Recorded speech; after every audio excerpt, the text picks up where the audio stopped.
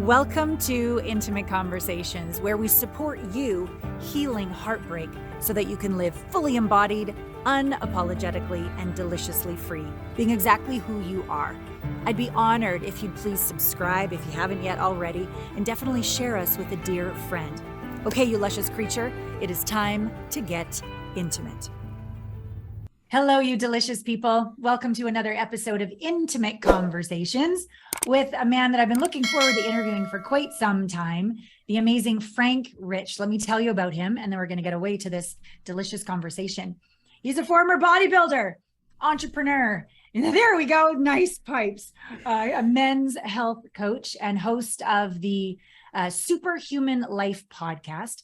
And after living with and battling addiction, depression, and anxiety for almost 2 decades, he's now on a mission to help men who are suffering from the same issues taking back their control of their lives through the power of faith and fitness.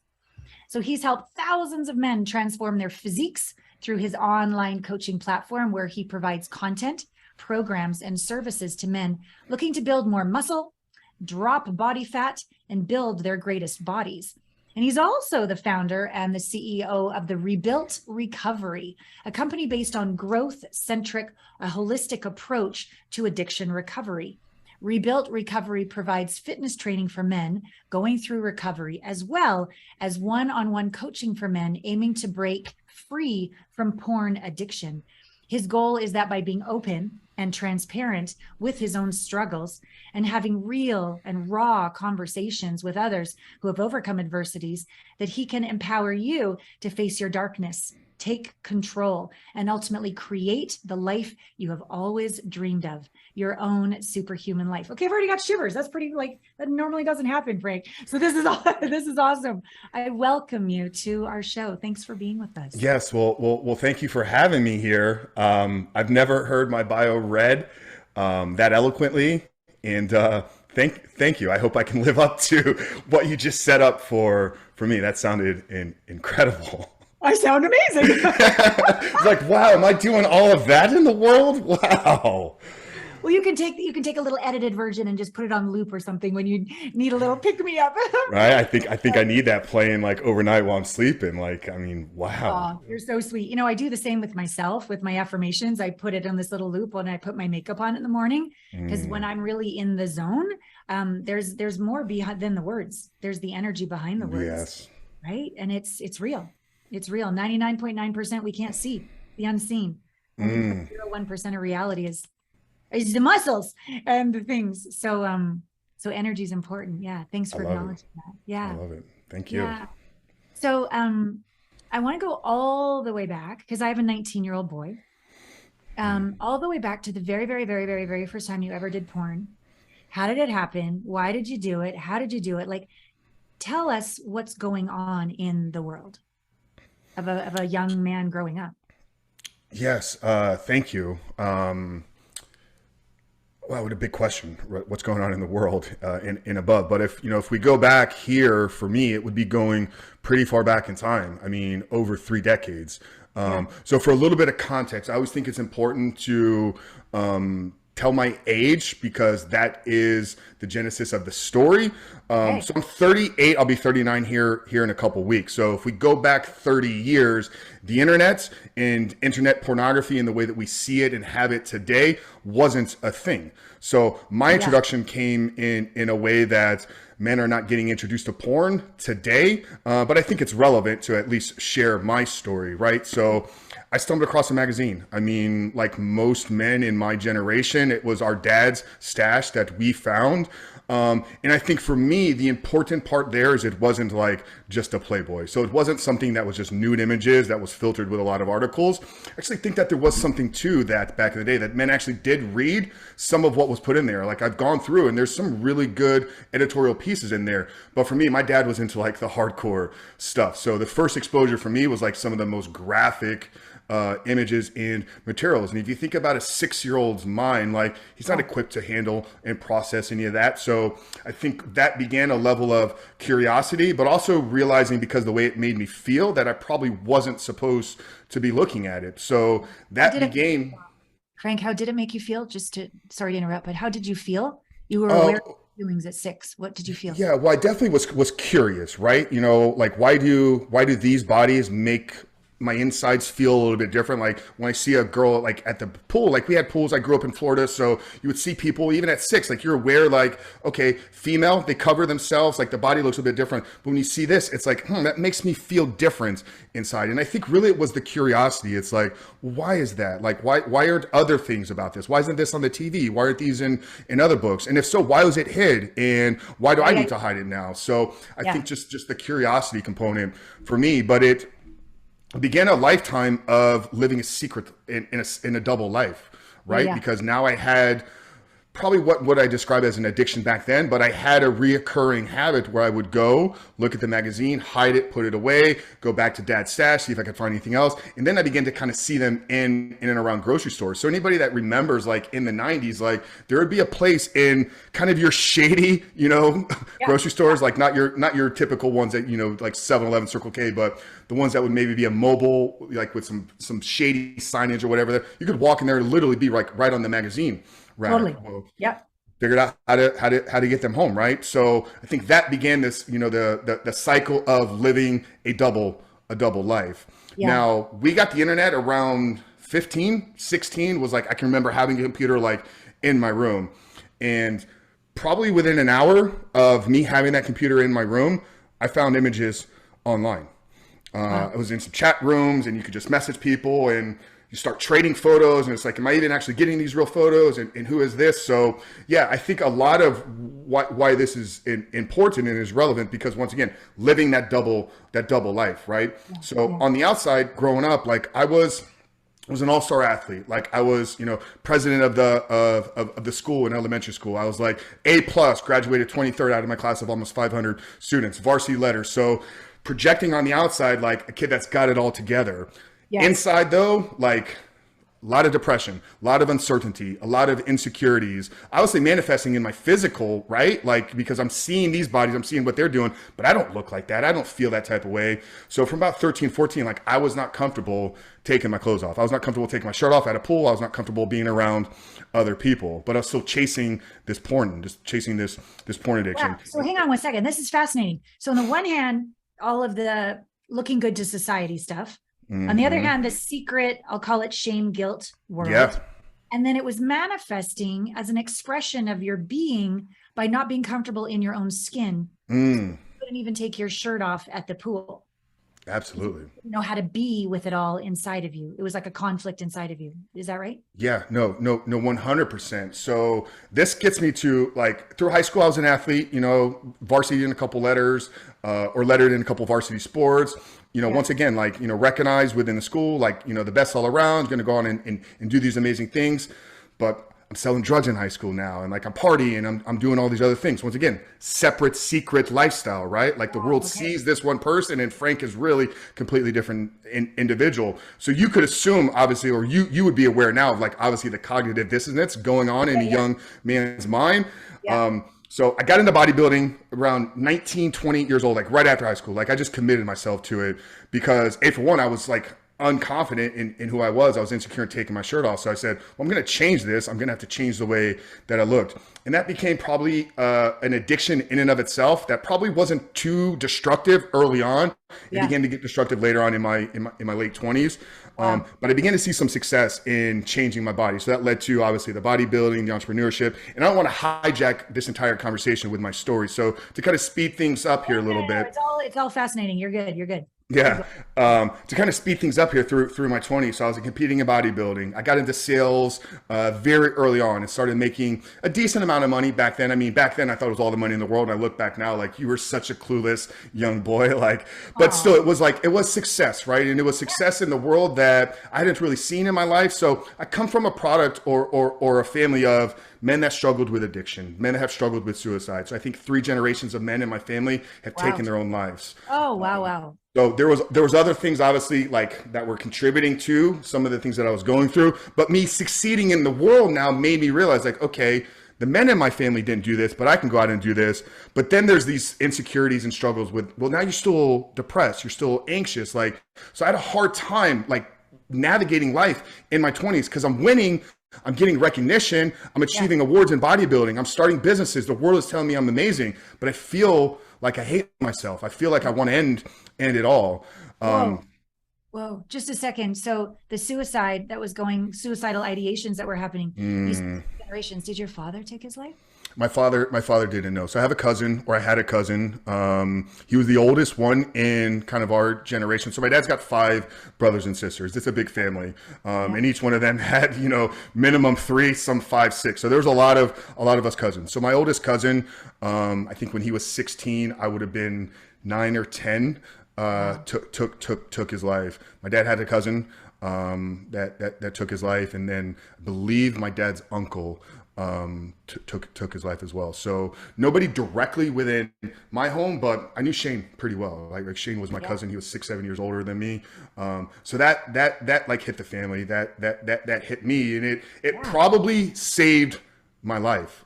If I'm being completely honest, because there were multiple points where I contemplated it. There were multiple points. I was never at the point where like I had a pistol in my mouth. I've had conversations with those people. I was close. I was never at that point, but I think experiencing Shane taking his life and seeing how the family reacted to that probably played a role in keeping me here. And I've never actually talked about that on a podcast, but I do believe, looking back now, that probably played a role in it. Wow. Thank you. Yeah. My best friend died when I was 16. It played a very pivotal role in how I choose to live my life. So I get it. I get it.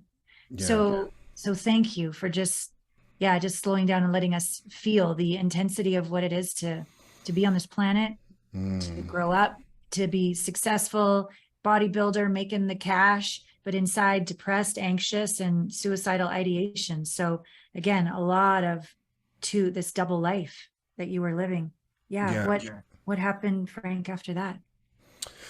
Yeah. So, I mean, God, that would take us to 2017. I was succeeding in business. I had a ticket brokerage. We were doing a little over $500,000 a year. Not massive, but it was, success, very small company. So everybody was taken care of very, very, very, very well.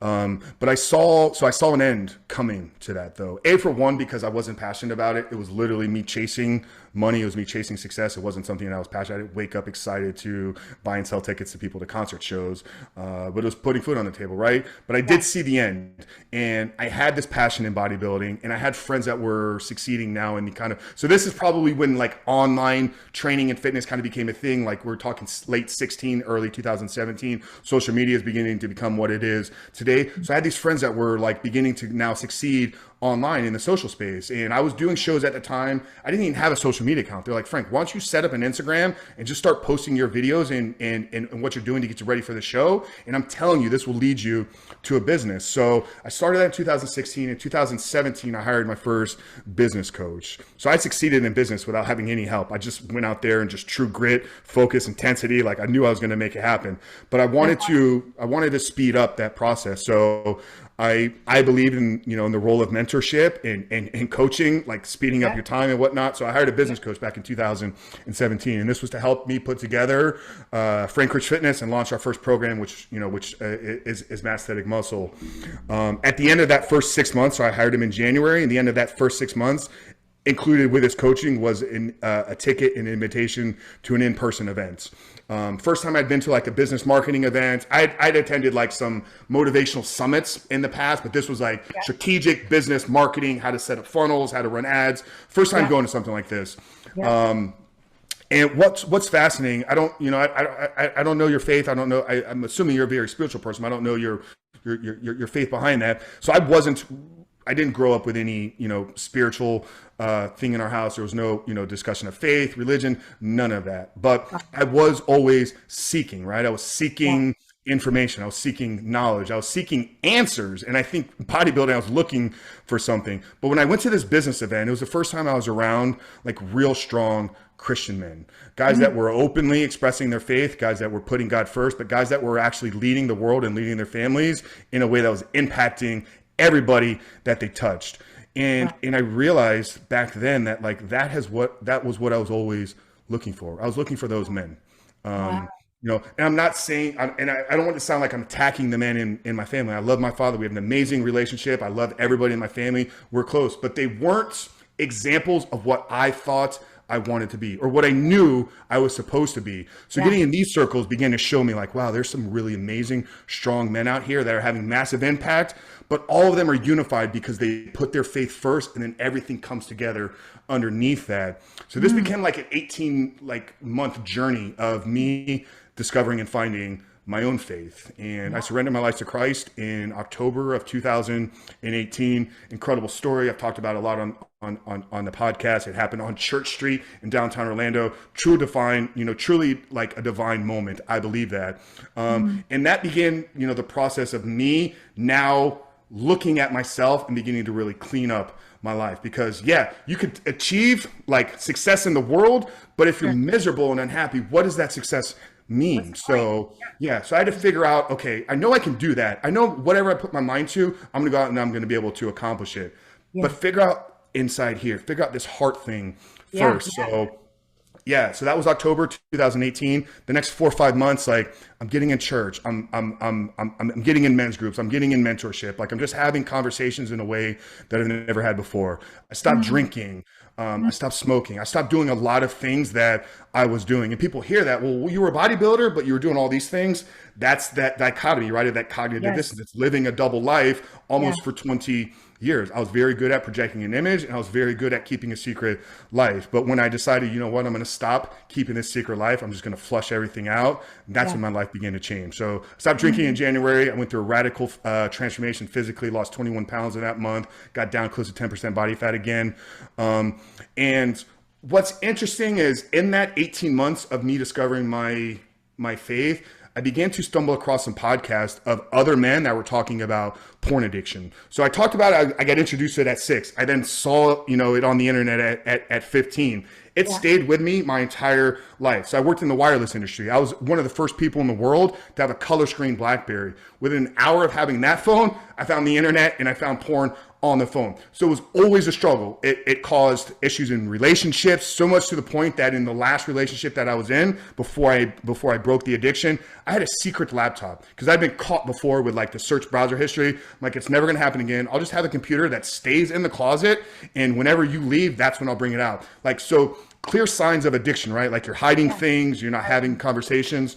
But when I began to be honest with myself, with the drinking, with the drugs, with all of these things, like the porn was the last one that came up. So I'd heard these podcasts, but I didn't really begin to look and have conversation with people until after a workout one day, which is a weekly workout. I've been going to this gym for 2 years straight. Every Thursday, we'd meet with a group of guys, we'd train, and then we would go to lunch like clockwork every Thursday. Well, this Thursday, which was February 14th, 2019, the day of love, right? Valentine's Day. Obviously, we're on a intimate conversation podcast here. I think it's important. So I was in a relationship, but I went to the gym that day, did the workout, and for whatever reason, I decided not to go to lunch. And one other person decided not to go to lunch as well. His name is Zach. So Zach and I stayed back at the gym for like 10 minutes. Like, hey, let's just catch up a little bit. I'd love to hear what's going on in your life. So we're sitting in my car and we're just talking, conversation, life, what's going on, how's the family, how's work, how's business. Out of nowhere, he said, hey, Frank, I want to tell you about these breathing exercises that I've been doing. I learned from Wim Hof, and it's helping me harness my sexual energy, and it's keeping me from looking at pornography. Whoa. And this came out of nowhere. Like this, literally, like the conversation went from what are you doing this weekend to let me tell you about breathing and how it's keeping me off of pornography. Now, Zach is a Marine. I hold the utmost respect for Zach, incredibly strong man, somebody that I truly admire and look up to. And when he said that, it kind of like caught me off guard, just like it did with you. And I leaned in. I was like, say that again? He's like, yeah, I'm doing breathing and I'm harnessing my sexual energy. And I was like, no, say the porn thing. He's like, yeah. I'm not looking at porn anymore. I was like, well, why does that matter? He's like, dude, you don't have any clue. I've been addicted to this thing for 5+ years. So much when he was fighting for our country in Iraq, like he was consuming porn 5, 6, 7 times a day. And that I believe truly was like a divine moment. Like God was there in the car with us because I knew then and there, like that was my opportunity. I've been thinking about this on my own. I've been watching the TED Talks. I've been doing the research. I read Your Brain on Porn by Gary Wilson. I said, okay, Frank, like if you're actually going to do anything with what you've been researching, now is your moment. Yeah. And so I took the opportunity, right? And I said, Zach, thank you so much. I don't know what made you feel you needed to share that with me, but I want to share something with you. I've been Yeah. struggling with this for 20 years, and I just dumped it all out. I'm like, I had this secret computer. I watch porn like at the mall. Like I'd go up to the Dillards and I'd go into the private bathroom and I'd watch it there and masturbate like in public places. I'm like, but I'm so sick and tired of it, man. I think you said that so that I was going to tell you what I'm going to Yeah. do right now. And I made Yeah. a commitment to him. I said, Zach, I am committed to getting this out of my life forever, but here's a couple things that I need to happen. I need this to follow through if I'm going to be able to succeed. Because I knew that if this was a real addiction, like I wasn't going to just one day make a decision and then change my life. Like we Yeah. needed some accountability. We needed some follow up. I said, number one, Zach, I need you to check in on me. Will you hold me accountable? Can we have Yeah. conversations? He said, absolutely, brother. I love you, man. Like we're going to do this. We're in this together. Yeah. Second thing is I was in about a 4-year committed relationship Yeah. at the time. We've been living together. We had some issues, but I did potentially see a future with her. But I knew that if that was going to happen, then she needed to know the truth. So after telling Zach that I needed him to be accountable, I said, I got to go home and I got to tell Stephanie about this. And he's like, you sure, bro? And I was like, yeah, if I don't tell her the truth today, when am I ever going to do it? Like I knew the importance of just radical honesty, even back then. Wow. So the drive home was about 30 minutes. And I wrestled with it the entire time. I mean, the thoughts of like, what are you doing? Like, is it really that big of a deal? Why would you tell her this is going to ruin your relationship? So in fact, I didn't say anything to her that day. It wasn't until the following morning. Like after sleeping on it, I was like, yeah, you got to follow through with what you just said, or you're just exactly the same person that you've been. You've said you're changing, so go ahead and make the changes that are necessary. So I was working from home at the time, so I'd been up early. Stephanie, I've always been a morning person, so she's getting up. It's probably 8:39. Like she's in one of the bathrooms at the house getting ready, and I could hear it. And I said, okay, here's your moment right now, Frank. Like, what are you gonna do? So I went in the closet. I grabbed the laptop and I just walked into the bathroom and I said, hey, Steph, like I need to tell you something. And she looked down and she's like, what's the computer? And I was like, just stick with me here. I know you know that I probably watch pornography. And she did because like as an addict, right? Like I would try to push and see, number one, what could I get away with? But two, could I bring her into my world? Ah. And she was always against it, but she wasn't like against me looking at it. And I think that this is important because I know that there's women here, like your man shouldn't be consuming pornography. Like it's not okay for your boyfriend, husband, significant other to consume it. And we can get into maybe some of the reasons why I believe that later on, but there's a clear sign there. But so I said, I know that I watched this, but I don't think you understand the level of addiction that I had with this thing. And just like I unpacked everything with Zach for 20 years, I did it right there with Stephanie. The difference between that conversation with Zach and the one with Stephanie is the one with Stephanie became very, very emotional. Yeah. And I said, I know you probably think that this is bullshit. I know you probably think I'm lying. Why would you ever trust me? But I want you to know how serious I am about this, that I'm going to destroy this computer. This is the only way that I watch pornography right now is on this computer. And I took it. It's a laptop. And it's more impressive when I tell it than it really was because laptops are made from two pieces. I just took the computer and I ripped it apart. So I'm holding two pieces of a laptop in my hand. I said, see, like I'm committed to doing this. But then there was awkward kind of moment between the two of us because our relationship wasn't great. So how do we kind of solve this? So I just kind of turned and like walked away and I was like, okay, bye. Like, and then I knew she was like, had no clue like how to process what was going on anyways. Sure. But it was important because I had to go upstairs and I had to make another phone call, send another message to somebody, which was actually a video message. And in that video message, I'm talking to my friend Josh and I tell Josh everything. I was like, hey man, you were there with me when I was saved in Orlando. We met in Toronto. You've been with me every day over these last couple of months. Like, I want you to know that I've been keeping something from you and this is what it is. But I also want you to know that I'm committing to get this out of my life and here's the proof. And I showed me throwing the laptop into the garbage. It was trash day at our townhouse, so it was right outside. So I just threw it in the garbage. And I looked back at the phone and I said, Josh, I don't know what's coming out of this, but I know something bigger and greater than I've ever done will come out of today. Yes. So that was February 15th of 2019.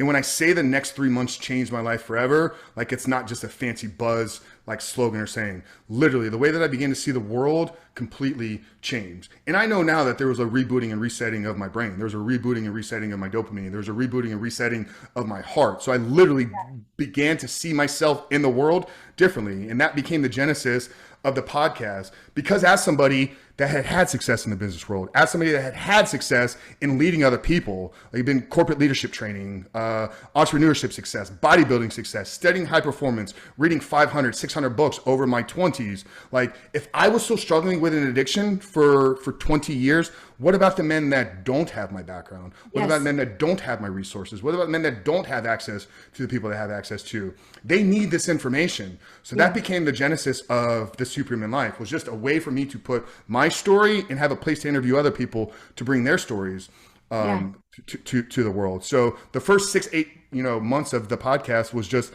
conversations with others about addiction and addiction recovery. But as somebody that was already kind of a public, I won't say influencer figure, but I had a social media and I had a following, I had an email list.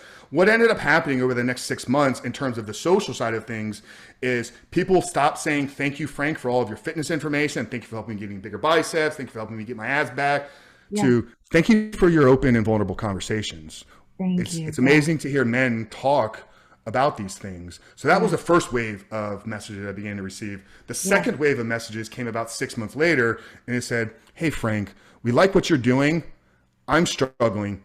Can you help me? Yeah. And at first I was like, I don't think so. And I don't really want to, like, just listen to the podcast. Cause we're giving you everything that you need right then and there. But very fortunate and blessed to have amazing people in my life. They were the ones that were pushing me. Cause every time I would show up to like a men's group or I'd have conversation, they're like, how's the podcast going? It's amazing. I'm getting these messages and people are asking for help. Were you going to coach them? I was like, no, I don't know how to coach. And they're like, no, Frank, like this is going to be your mission. This is your calling here. This is way bigger than you're ever going to understand it to be. Yeah. So January 28th of 2020, right before COVID, I did a small little test on social media. I'd learned a trick at a marketing event, just how to kind of ask if people are interested in your services. No program built, nothing ready to do. So I'm looking for 5 guys that are committed to ending this little secret in their life. I'll coach you over the next 4 months to quit porn, reboot your brain, get your life back together. And I put it out there. Within an hour, I had 2 phone calls with people set up, and within 3 hours, I had $6,000 in new revenue in my bank account. And that became the genesis of what is now, the high ticket coaching program, which has turned into rebuilt recovery. We've helped 3,000 men at this point. 3,000 men. Wow. Yeah. Holy shit. This is an incredible story. And it was led by vulnerability. And that's called bravery. People think vulnerability is weak. It's clearly a strength. Yeah. Wow. What happened to Stephanie? So we stayed together for about the next year. And I probably had made some poor decisions and choices. But so we had also had, like, Stephanie had some health issues as well. The home that we had been living in from 2017 to 2018, we found out after just like intense doctor's appointments and medical and like 6 months of like crazy expenses that the house had mold. Like intense black mold. So I told you I'm from Florida. Like the black mold down here is like it's literally deadly. So you pair that with somebody that's got a weak immune system. She has autoimmune rheumatoid arthritis. So it attacked her, and it almost killed her. So while I was going through my recovery and like experiencing the world in a whole different insight, she's like almost dying in the bed next to me. And I think she had a hard time like seeing me excel and change, and now going out to change the world when she's having a hard time like even getting out of bed. And I probably made some mistakes here, but July of 2020, so after about 6 months of starting Rebuilt Recovery, I realized that I wasn't going to be able to help the men that I needed to help with her still in my life. And it's not an attack at her. It was that these men needed 100% of me, and she needed 100% of me, and it was a tough decision. And yeah, so we're no longer together. Yeah. I still look back at, you know, her in the role that she played in my life, and it's not one of these things where it's like I never wish I would have met her, like I never wish I would have spent my time with her, because without her, without that motivation for me to change for her, I probably never would have been able to stick through this in the beginning. So I see that the role that she played there, I wish her the best. We're not really on speaking terms anymore at this point, but Got it. Does she know that you feel that without her being the inspiration to change, you might not have actually taken the steps? Does she know that? it's a tough question for me to answer. Has she heard it? Yes. Yes. Yes. But has Does she she taken it in? Maybe has she not. fully received it, and does she fully believe it? No, and that's nothing I would ever be able to change with Totally. her. But at least you can rest knowing you said it. Yeah. Yeah, that's beautiful. Breakups are, you know, we're told they should all be conscious uncoupling and you'll be friends forever and everything. I had Yeah. a 12-year custody battle. Like, And I'd be curious to kind of get your take, because I know this is kind of up your area of expertise. Like, I don't believe she was right for me. For one, because she met Frank when Frank was addicted to porn. She met Frank when Frank was living a double life. So was she attracted and in love with Frank, or was she attracted and in love with the representation of who Frank put out into the the world? double life, Frank. Yeah. And that's how probably, maybe this is me just, you know, imagining this, and this has been my grieving and healing process, is to create this fake avatar for myself. But I do believe this to be true. Like, she just wasn't attracted and in love with this current version of myself. Yeah. And yet she was perfect for the time that it was there to wake you up. Yeah. And hopefully she received her gifts as well. Yeah. I believe that we all attract the perfect person for the lessons of the moment. Be one person for your whole life, and you just keep growing and growing and growing together. For me, I'm more of the growth oriented partner. So I'm the one that keeps growing. And then there's so much dissonance between, well, who you fell in love with and who I am now. It's not a match anymore. Yeah. And so I was aware of is as well. And what's been interesting, so I've been able to interview a woman on my podcast, Jolene Wynn. Her title, like on social media, is the porn addict's wife. Because here's something that I believed is, in a relationship, if your man is struggling with a porn addiction and he begins to work through it, that is the ideal opportunity for the woman to begin to work on herself. Yeah. Not that she's got issues as big as a porn addiction, but you and I both know that every single human being right now has ways in which they should and need to be improving. Yeah. So if you look at that as an opportunity, okay, he's not addicted to porn because he doesn't love me. There's something unfulfilled in him. And if he's going to grow and become better, I need to grow and become better. And then we grow closer to each other. And Jolene reconfirmed that for me. She's like, yes, that is what women need to be doing. Women don't need to be overseeing their men's recovery. They don't need to be playing the mother, the accountability role. They need to look at this as an opportunity. It's like, okay, maybe I played a small role in this. I don't need to take all the blame and responsibility, but let me look at myself and see where am I not living up to my full potential and begin to work on myself there. So yeah, there probably was an element of that. Is I'm very growth centric. And at least at that time in her life, Stephanie wasn't, because she was just worried about living. Yeah. Yeah. So for your men that come into your coaching program and they haven't told their wife or girlfriend or significant other about this, do you have like not like a script, like they need to be an actor, but like a way in which to present it for the best outcome, to own their growth and even to invite hers? Because to me, communication is a relationship. No communication, no relationship. Yeah. Good communication, good relationship, right? So this is a big moment. So do you coach them on how to break the news? Yeah, we'll walk them and we'll hold their hand through that process. We actually have inside of our program. So this is not probably my zone of genius, right?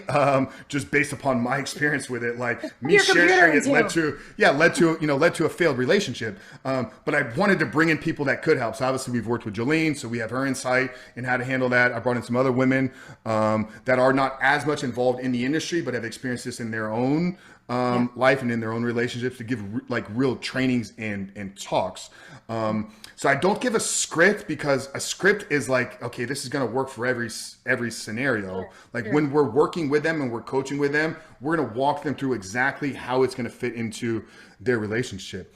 Many times, by the time they're at me, the woman already knows. Like, right? Like, it's unfortunate that's the case, but I would say 70% of the men that I'm working with, the woman is already aware of it. So it's not something we need to go help them and coaching them and having that conversation. For the 30% that don't know, we'll figure out what is the right time. And that's going to be based upon the relationship, number one. Like, is it a 30-year marriage? She needs to know almost immediately. Is it a woman you've been dating for 2 months? Let's get yourself under control first, and then figure out, number one, is she actually going to be somebody that's going to be, significant in your life? Because many times through the process, right, the man changes, just like I changed, and he realized like I was holding on to this relationship because it was filling a hole in myself. But when I realized that I had the ability to fill that hole for me, I don't need an external source to fill it. So we don't have a script. I would rather work with them specifically in how to handle it in their life. But there are resources within our program that'll guide them. Like, what is the emotional state of the woman's mind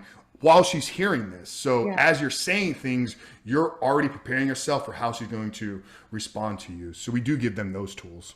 Yeah, beautiful. I remember my last relationship he had 2 different houses. So when we were in the same house, to my knowledge, he didn't do porn, but when I wasn't there, he did, but I didn't know until I found out. And I did take it so personally.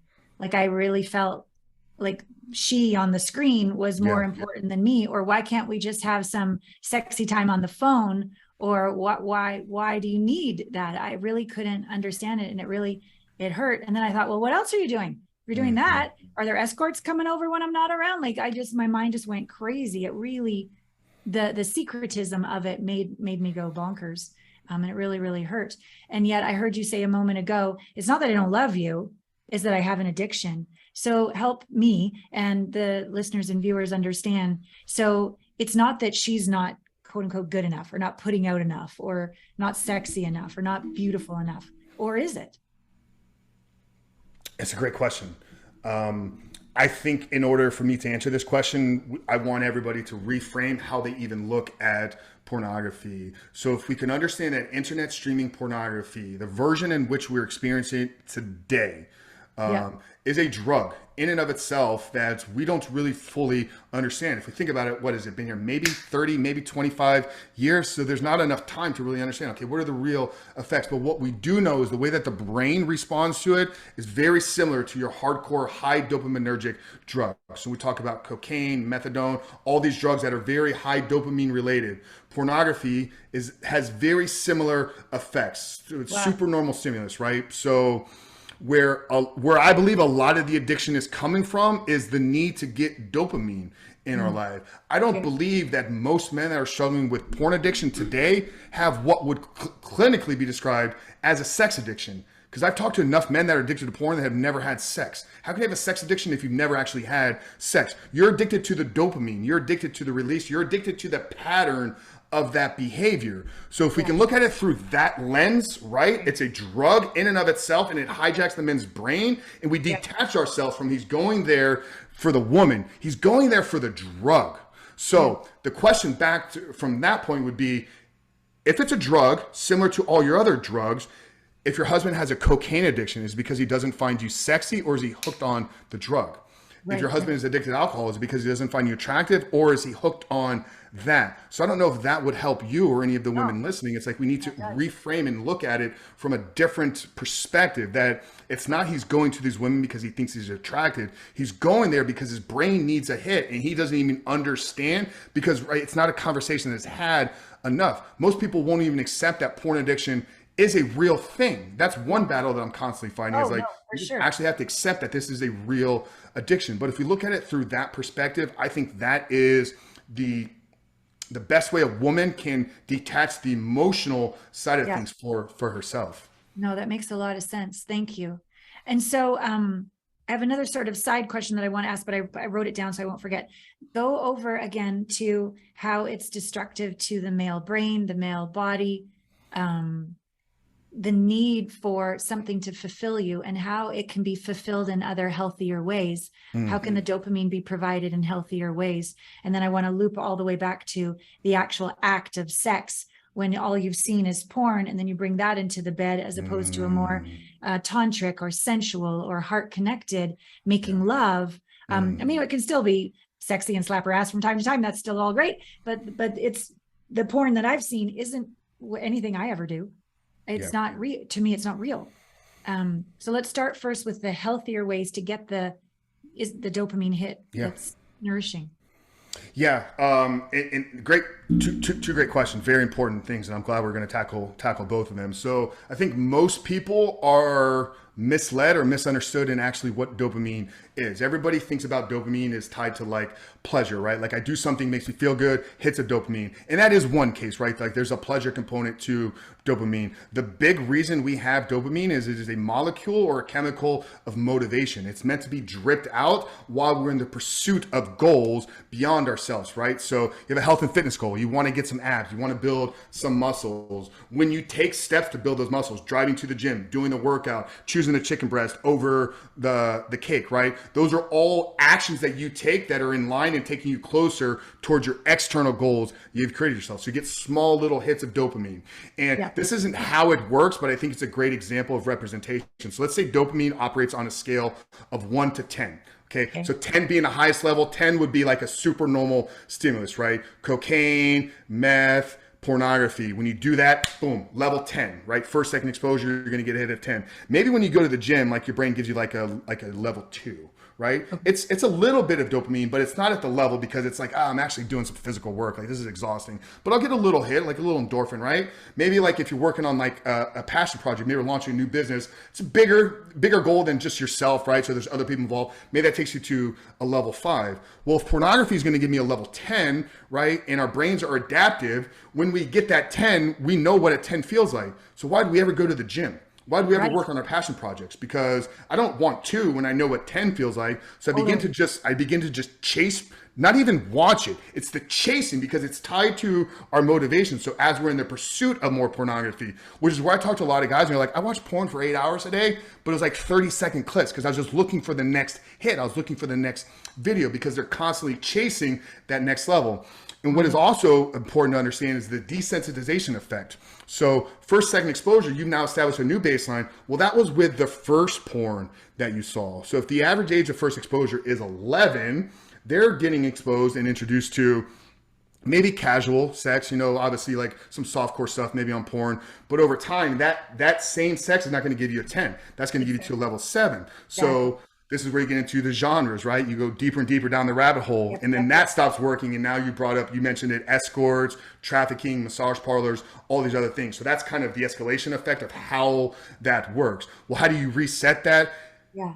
It's a process, right? And it's a manual, and it's not an enjoying process because you want to go to 10, but your brain is only going to give you 1 or 2 by going to your goals. But you have to create external goals beyond yourself and begin to chase those. Now, there's another component that I didn't mention. So dopamine works on a cycle. It's a pain, pleasure cycle. So with every hit of pleasure, which is going to be the hits of dopamine, it's going to be followed by pain. It's got to drop itself off so that it can reset itself back to baseline. And when I talk about pain, it's not like physical pain. It's not like if I go watch porn 2 hours later, my elbow is going to hurt. The pain manifests in the feelings of depression, anxiety, insecurities, right? Yeah, not good enough, shame, guilt. So that's the pain side of things. So what ends up happening though is we go give ourselves a level 10 hit, pornography, and then over time we begin to chase more and more and more, so we're getting deeper, higher levels, but then we know every time we get that hit within 24 hours we're going to feel bad. So that creates the addictive cycle, right? The relapse recovery cycle, where it's like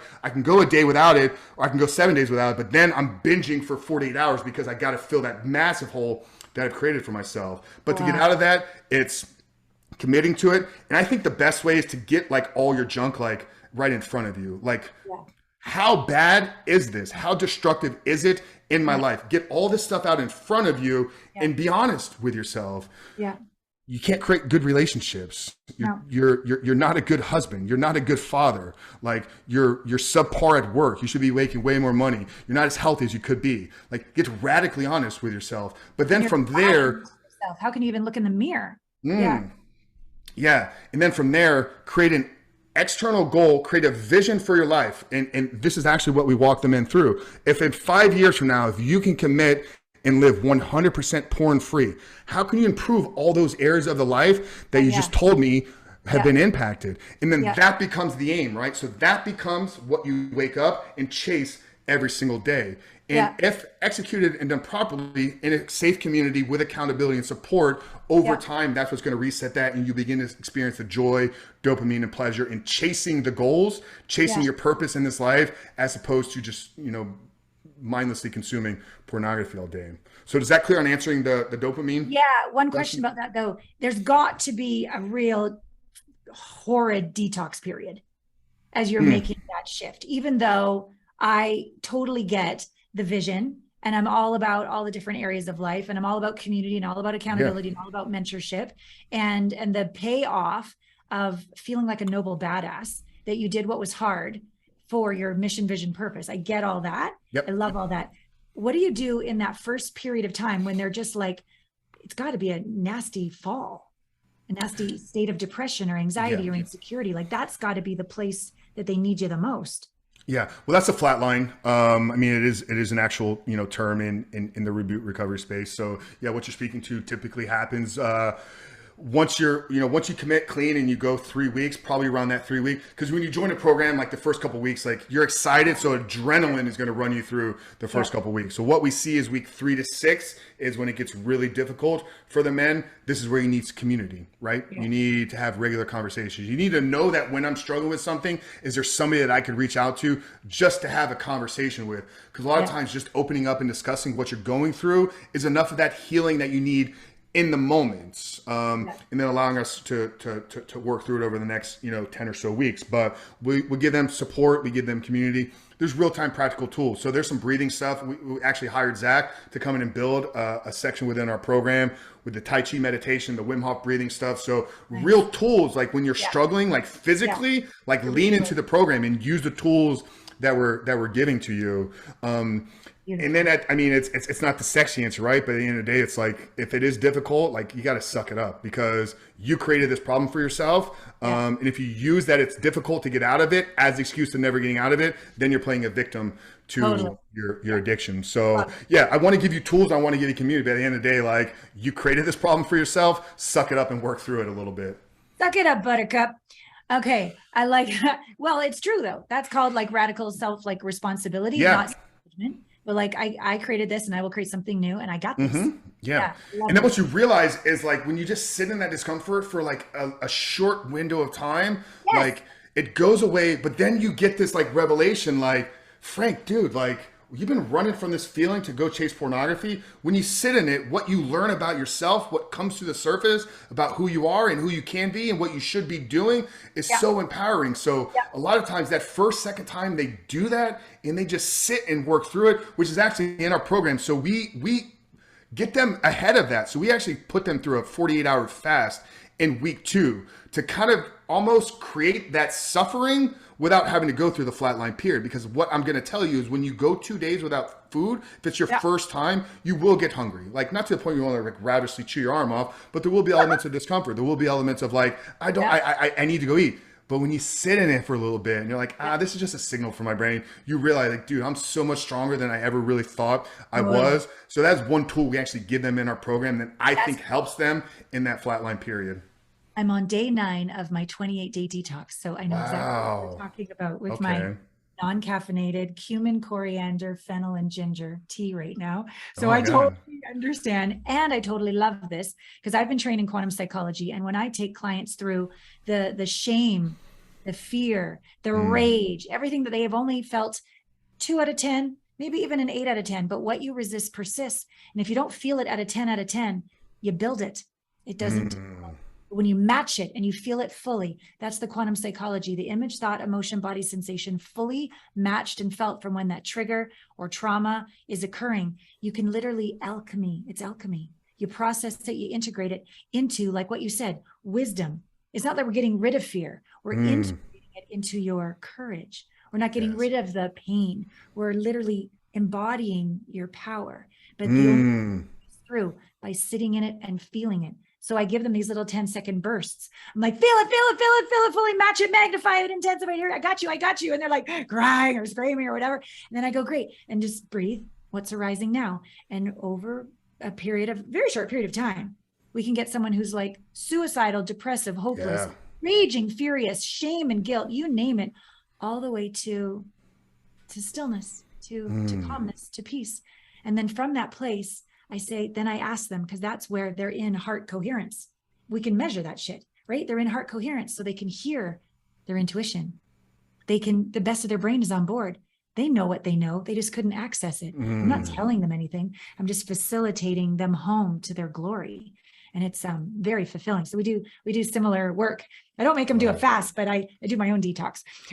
So are you 28 days just that tea, whatever recipe that you spread off, or are you any food at all? Oh, no. So it was just only a day tea. Okay. And then it very slowly has beginning to be mung bean soup, like twice a day. But still, that's basically it for 28 days. Mung bean soup. So I've got some protein, and then you can add some vegetables to it. But it's really, I don't know if it's appropriate that I'm on your podcast or we just talk at another time, but I've been through quite a physically abusive and verbally abusive relationship. There's criminal court coming up in September. It's really something I've never dealt with before. So I'm so intelligent. I can help everybody else with their relationship. Very successful. Why is it that this pattern keeps happening? And I've discovered I'm learning about level 4 trauma. I never understood there were levels.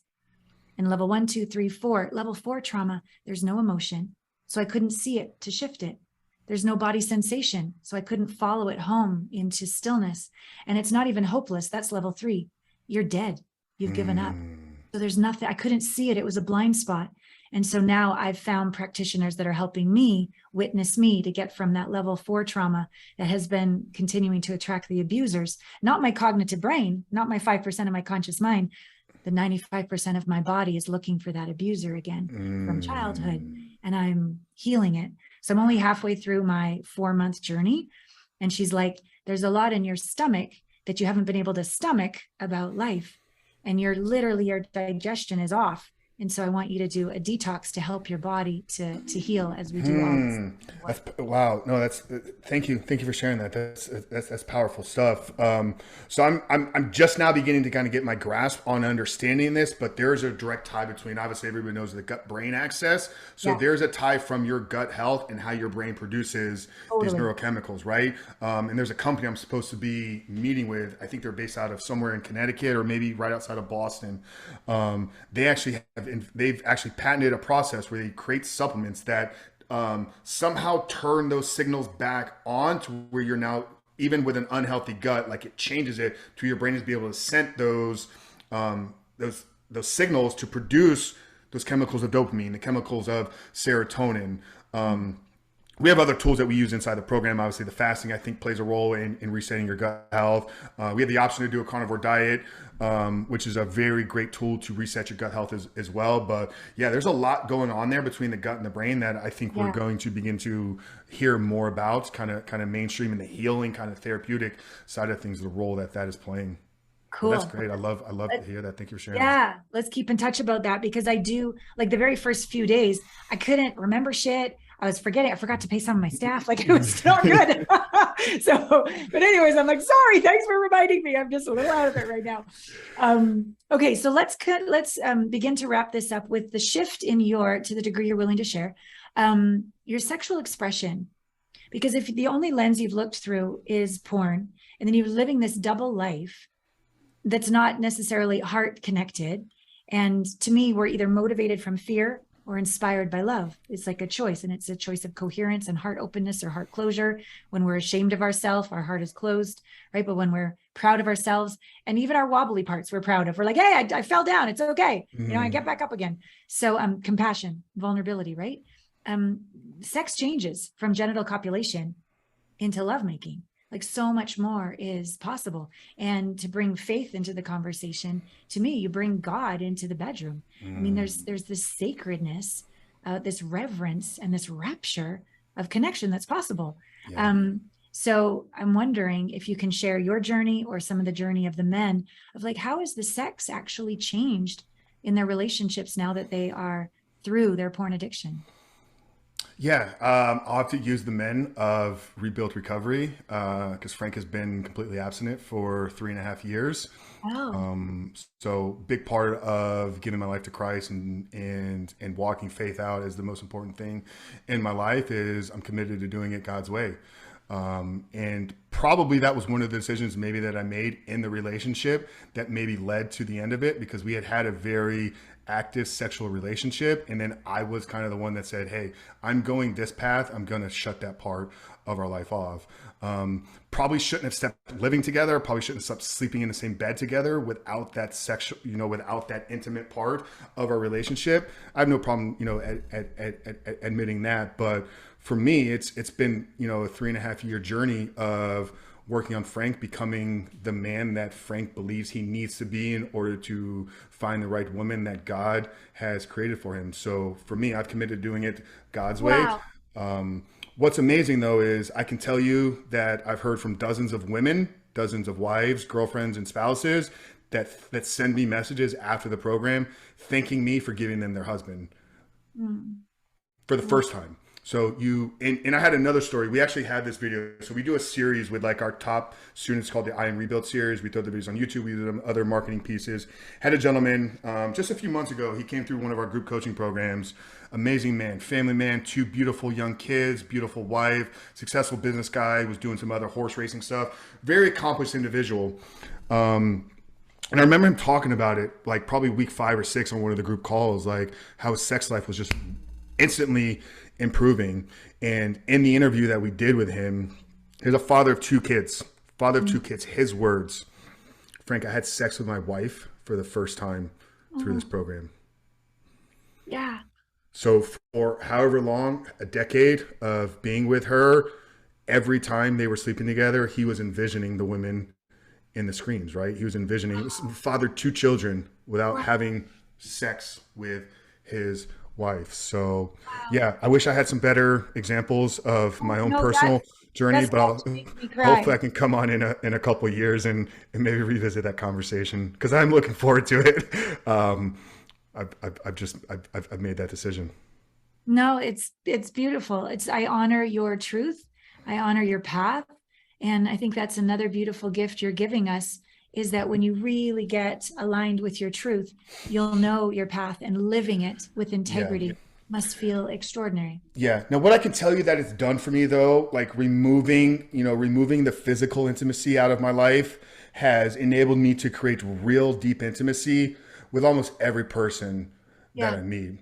I'm a 6'3", 260-pound man, like big. Like I carry a presence, like the loud guy in the gym, right? Like I got a 600 deadlift, I got a 500 squat, like on the books, like somebody like you wouldn't expect at the end of a conversation with another grown man to hug him and say, I love you. But that's the way that I communicate with my friends. That's the way that I speak to the men within our program. So while I haven't been able to experience the physical intimacy in the way that I know that I will, I've been able to create real intimacy with every single human being that I've met in the last 3.5 years. And that in and of itself, if I never experience sex again, that will leave me fulfilled. Wow. Whoa. That's quite a statement. And yet it might blow the viewers and listeners away, but it doesn't blow me away because I'm an intimacy expert. I chose to be an intimacy expert. To me, intimacy is the umbrella in which sex is there, but it's also the way I speak to my son when I'm willing to be present and vulnerable and honest and own my shit and clean up my messes. It's also the way I speak to my clients. It's also the way we're having a conversation right now, vulnerably, transparently, honestly. And for me, I was just doing an IG live this morning, and she's a single lady and I'm a single lady. And I was saying, I make love to life. I make love to the universe. I don't wait for genital copulation to have the masculine and feminine within myself penetrate the world with my radiance and be penetrated. What you got for me today, God? What do you got for me today, divine? Right? Bring it. And then so I'm playing with life. I'm making love with life. So I don't wait just for the bedroom. So I don't feel lonely. And I don't feel unfulfilled. I feel intimately connected, like you're saying, with everyone and everything. And I'm not choosing not to have sex. I do have my vibrator, I will tell you that. But I have my pleasure time. But I'm not waiting for him. If like the celibacy, I'm not choosing celibacy, but I am choosing to live a full life, to raise my vibration, to meet my match. Like I'm ready for my match. I'm not whatever playing the field just to get like a hit. I'm not saying yes to booty calls, right? So that's the way I feel sacred about it. So it's a different way of doing it, but a very similar path. Where we still get to have intimacy all day long, every single day. Every day. No, I love that. So beautifully articulated. Thank you for sharing that. No, I'm in full agreement. And this, I don't know how this makes me look or sound. I've had my pleasure. I did that for 15 years. And I was pretty good at getting what I wanted. Right. So for me, like I'm so looking forward to that moment when it's my wife for the rest of my life in God's designed way. And I know it will be truly more special and more intimate and more pleasurable if that's what I'm chasing. I don't think I'm chasing pleasure though. Like I think I'm chasing something truly meaningful. But I get that, like with just feeling connected and intimate with everybody. And what's interesting, right, is so I do some business coaching on the side. I have a small role in a business mastermind. It's amazing because I get to give back to the community that changed my life. I get to help other business owners grow and excel their businesses. So I end all of my group coaching calls with my men with letting them know I love them. And it's just a greeting that we give to each other. It takes some of them a while to give it back to me, but most often than not, by the end of the 16 weeks, like they're expressing that same greeting back to me. But I had a young man I was working with inside of the business coaching mastermind, and I felt closer to him than I did most of the men because he reminded me a lot of the men within our program, was in the same demographic, probably was going through many of the same things. We were together in Nashville at an event, and after dinner with him, or with the whole group, I spent most of the night talking with him. I gave him that expression and I said, I love you. And I could sense the uneasiness in him. And I think that's where probably you're at as well, right? Because you've spent your life now and you become an expert at this. You're just going to walk out and you're going to live your being, right? But when people aren't open to accepting that, it's like it's a sign. I can now walk into almost any room and give me 5 minutes and I'll point out the guys that are struggling with porn addiction, just because there's that essence, that energy that they're putting off, the inability to hold eye contact, their uneasiness in how they navigate conversations. So. I don't know why I felt the need to share that part, but no, but you're free in the giving of your love because you're giving it to all of you now, not just half of you, the double life anymore. Yeah, it makes total sense. I remember the day, Frank, when I decided quite early in my coaching career, because I was doing it by the book, and this is how I've been trained, and this is what we're going to do on this call, and I said, oh, just fuck it, I'm just going to love them. I'm just going to love them because I do, and I just got out of the way. I let go of the strategy, and that's when my spiritual relationship with the divine really increased, because I was no longer doing it to them. I was just the facilitator. Just use me for them. That's probably one of my greatest prayer. Just use me fully. I get it. I've done a video on YouTube every day since July 28th of 2020. We're now we're doing 2. So we do one long video, I say long, it's 7 to 10 minutes, and then one short every day, but I haven't missed a beat. And I believe the only way I've been able to keep up that cadence in that delivery, because I don't script a video. I don't have a strategy. I don't have an agenda. The camera goes on and just whatever the title was that I was thinking about, the message just comes literally, like you said, comes through me. Like, okay, God, and it's improving. And the same thing here. Like, when I interview my podcast, like I'll do some research, but I don't come with a series of questions. Like, I'm just here to have a conversation. I can kind of feel the same thing that you're doing. I went through your website, and then I'm just like, can't wait to meet him. And then here we are. Exactly. Love it. Awesome. So as we complete, I want people to know, certainly the gentleman, that if you go to www.the7step guide and spell out the word 7, I'll put this all in the show notes, everyone. But that, tell us what that is, a free ebook for the guys. Yeah, so that's a 7-step guide to living life without porn, because I think a porn-free life is something that you create, not something you fall into. So that is the, probably take our 16-week program and siphon it down into 7 actionable steps. Those would be the steps. So it's a free book, free resource. You can find it there, or and it'll just walk you through that process. Some of the things we talked about here today: doing the audit, getting clear on the problems in yourself, casting that big vision, how to build the community, how to get the accountability needed, how to build internal self-belief, because that's something we didn't really talk about. Like, I believe that a man will only fail in removing this out of his life once he makes a conscious choice and decision. There's a lot of guys out there, I wish I could stop doing this. Yeah, one day I'll stop. Once you truly commit to, like, I'm removing this out of my life, you only fail for 1 or 2 reasons. And the biggest one is the lack of belief in and of themselves. Most men that are struggling with a porn addiction or trying to remove it have said a dozen, 2 dozen, 3 dozen times, this is the last time. This is the last time. Everybody has had this part in their life. This is the last time I'm eating the cookie. And then on Monday, they blow the diet again. Anyways, so that belief, though, what it does is it begins to ingrain in their subconscious, like, you're not going to quit this. Like, you're a liar to yourself. Every single time you say this, 3 days later, you're reverting back to it. And you know how powerful the subconscious brain is, right? Like, the amount of control that has in how we operate in the world is significantly greater than what we're consciously aware of. So we could change that belief system. We could change the beliefs about ourselves that it doesn't matter how long we've been struggling with this. I'm going to get it out. And I think that's what helped me, is like, when I told Zach, like, there was not a doubt. Like, I just knew. I said, Dad, Zach, I'm committed to doing this. Now, I knew that there was going to be a struggle, that there was going to be a process, but the thought of ever returning back, because I felt like my life was on the line, right? So for me, the belief in myself was probably built through bodybuilding, was built through entrepreneurship, was built through those series of victories that I had in my life. So we show you tools on how to kind of work on that self-belief within yourself. But yeah, check out the 7-step guide. It's right there. And that would be the best resource for anybody looking to at least begin to take some steps.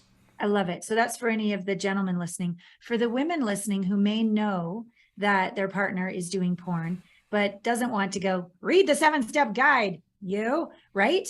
I don't believe, this is just my opinion, that unless you choose it yourself, as opposed to being told to do something, it's not going to go very well if you're told to do something. You've got to choose it yourself. And I believe that women can be a catalyst, an inspiration to awaken the grandeur in their masculine, partner. So do you have any advice for women that are listening that want to inspire the best in their partner? Yeah, I would direct people to episode 124 of my podcast.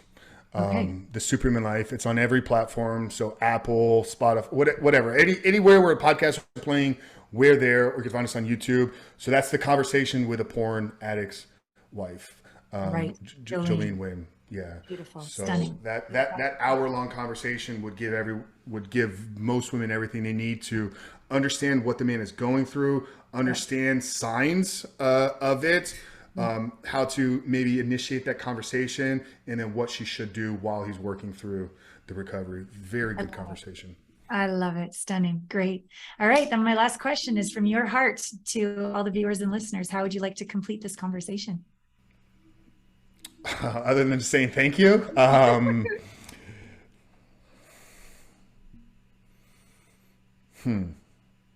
What does your heart want to let us know?